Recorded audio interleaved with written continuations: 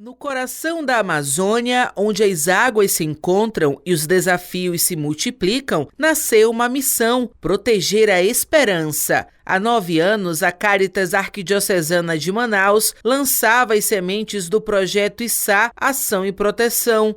Mais do que números ou estatísticas, o ISSA é feito de gente, de mãos estendidas para enfrentar o abuso e a exploração sexual de crianças e adolescentes. O projeto ISSA, Ação e Proteção, ele não surgiu só de uma necessidade, mas de uma inquietação.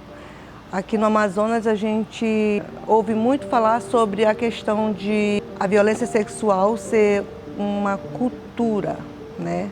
Uma cultura de violência. E dentro desse contexto, dessa inquietação, dessa não aceitação, é que o projeto surge. Não só para conscientizar as pessoas, mas de fato para falar sobre prevenção e desconstrução de uma cultura tão violenta. Ao verificar e ao receber essas crianças e adolescentes abusados, é o atendimento que nós fazemos. Nós temos um atendimento próprio para crianças e adolescentes abusadas. E não se trata de uma questão interna das nossas comunidades católicas, é uma questão da sociedade. Para mim, o projeto, ele representa que nós podemos ajudar meninas que estão caladas, que não podem falar o que estão sentindo, o que estão passando, porque eu sei o que elas sentem. Então, para mim, é muito importante esse projeto no Iranduba, ainda mais no Iranduba, que é um grande ponto de tráfico de meninas. O projeto aqui no município, ele foi muito importante, porque trabalhou no fortalecimento, né, da articulação em rede. O projeto ISSA abriu muitas portas para mim e acredito também para a sociedade. Ajudou, influenciou muitas pessoas. Então, um dos maiores impactos que aconteceram no meu município foi o trabalho de prevenção, o trabalho de formiguinha realizado pelo projeto. E com a presença da proteção do ISSA em nossa paróquia, nós pudemos fazer algumas articulações, inclusive com o poder público. O projeto ISSA, ele veio não só para somar, mas para abarcar e contribuir e muito, ampliar o serviço de psicologia que nós fazemos às crianças e adolescentes e seus familiares. Nós trabalhamos com essas pessoas aqui, hoje, atualmente, Casa Esperança. Ele foi importante para mim, pois assim eu entendi que eu realmente tenho direitos e que eu posso exercer os meus direitos no meu dia a dia. E com isso a gente também entende que as crianças e adolescentes têm uma grande rede de proteção ao seu redor. Esse projeto, ele é um projeto que nos dá muito orgulho e ao mesmo tempo o nosso sonho é que ele não exista um dia, não é? Porque a gente não quer viver disso, não quer que aumente o número daqui, mas essa é uma coisa assim, cada vez mais que a gente fala, os casos aparecem. Reconhecer as feridas do território foi o primeiro passo, mas o projeto ISSA não parou na denúncia. Ele avançou na articulação. Entre o rio e a cidade, as pontes foram construídas para que nenhuma criança precise caminhar sozinha. O principal desafio é que essas pessoas que estão à frente das instituições tenham a coragem e o compromisso de denunciar, que encarem de frente essa responsabilidade. Sem medo, com a coragem do enfrentamento real e não passar a bola para o próximo. Levar informações tão importantes de uma maneira que seja compreensiva para pessoas tão novas, tão pequenas, sabe? A gente trabalha assuntos muito importantes dentro disso tudo e eu acho que transmitir para eles de uma maneira que eles compreendam deve ser o desafio maior, porque a gente tem que entrar no universo deles, compreender o que eles entendem, como eles pensam.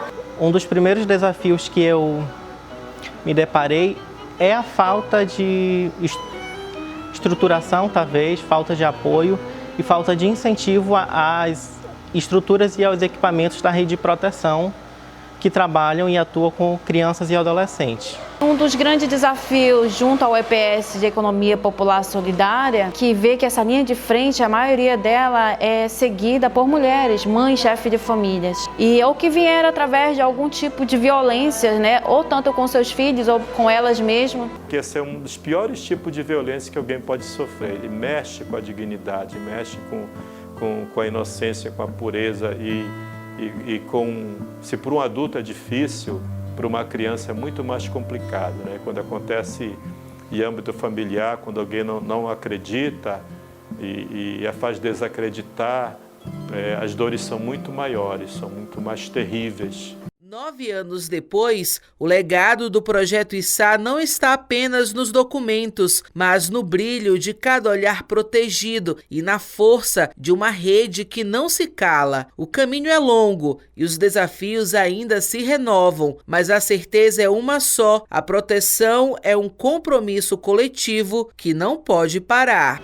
Hoje, como um resultado muito importante desse projeto, nós temos a Casa Esperança, que surgiu no atendimento especializado pelo Sapifam, e com o decorrer do tempo, com os resultados, nós pudemos ter hoje a Casa Esperança como uma referência a nível nacional no atendimento especializado de crianças e adolescentes. Enquanto incidência, o Projeto Issá participou dos espaços de controle.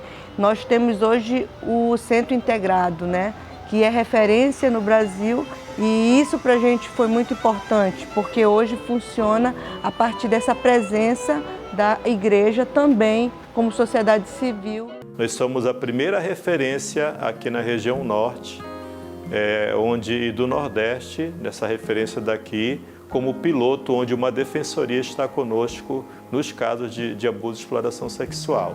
Eu acabei também contribuindo, juntamente com o Dom Hudson, com publicações que vai ficar como legado para a sociedade, para a rede de proteção, que é justamente um artigo científico publicado na PUC do Rio Grande do Sul, falando da violência sexual contra criança e adolescente na região metropolitana, desafios às políticas públicas, que foi aprovado e publicado. E também escrevi e idealizei esse livro, O Flor Bela, que é um livro infantil que trata da violência sexual, mas de forma sensível, delicada, fala todo o enredo, né, até acontecer a violência em si, mas também com um vislumbre de esperança, né, no sentido de dizer que a violência que a criança sofreu, o adolescente, não precisa marcar a sua vida. Deixamos um legado importante em todo esse processo, uma construção que nasceu a partir desse projeto. Houve uma incidência na vida política, mas também uma incidência e a transformação de muitas vidas, seja de crianças e de famílias. Isso é o que é mais importante. A gente acredita muito na força da comunidade. A gente acredita muito que é preciso falar desse assunto na catequese, que é preciso falar desse assunto quando se prepara as crianças na preparação ao batismo, que é preciso falar desse assunto quando se prepara casais que vão em busca do matrimônio, não é? Que é preciso criar uma cultura de proteção. Não é criar uma cultura do medo, mas uma cultura de proteção, de prevenção, de diminuição de possibilidades que levem a aumentar as situações de vulnerabilidade. Que o clero não está isento, que os catequistas não estão isentos, que os funcionários não estão isentos, que ninguém está isento. Então, assim, criar uma cultura de proteção, mas a igreja precisa dar o exemplo por meio das suas estruturas.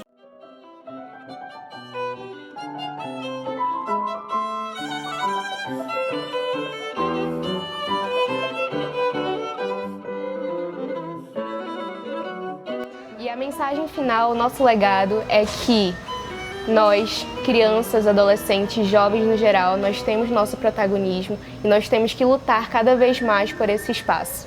É muito importante que a gente continue ativos nessa causa, que é uma causa que é nossa, um direito que é nosso, algo que que as pessoas conquistaram pela gente, mas que a gente tem que continuar incentivando vários outros adolescentes, várias outras crianças a continuar nesse caminho que tem muito ainda para ser trilhado.